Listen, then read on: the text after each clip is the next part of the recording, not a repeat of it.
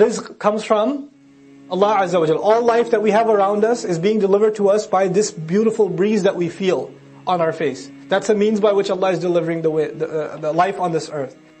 We are reminded of how the rizq of Allah and how all these creations of Allah, the trees, the sky, the earth, the clouds, they're all working in cooperation with each other so I can drink and I can eat.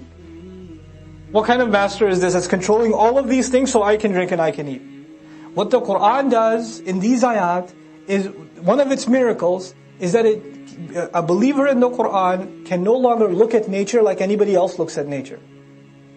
The wind becomes a khutbah. The wind becomes a reminder that Allah has the power to destroy. It's a change of perspective. That's why I keep reiterating, without getting tired of it, saying our religion, most of it is attitude. It's a way of looking at things. Allah is transforming the way we look at nature, the way we look at each other, the way we look at society, the way we look at history, the way we look at the future. Everything is transformed by the lens of the Qur'an. And somebody internalizing this, they have a different personality. But you know what? Just because we're going through a dars of this right now, doesn't mean every time you feel the wind, you're going to think that. It doesn't. You know what that needs? It needs reminder. That's why reminder is there. So it reinforces that way of thinking. So that reflection is constant. Every time Qur'an makes reference to, things in creation, it's supposed to bring you back to something in Revelation.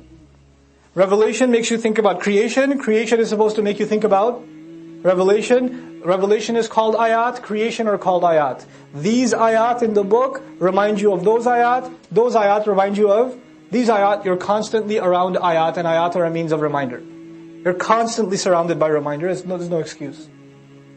There's no one that can say if they understand this, there's no reminder around me.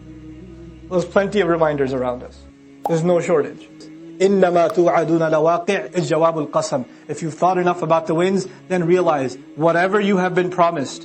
And then Allah says, مَا تُوعَدُونَ, which is the day of judgment, hellfire, the destruction of the nation, the power of Allah, the coming of the akhirah, the questioning, the interrogation. There are so many promises that have been made, all of them summed up in one. If you reflect on the winds, the conclusion you should reach is, no doubt about it, whatever you've been promised is bound to occur. It's going to drop. It's going to happen. لَوَاقِعْ.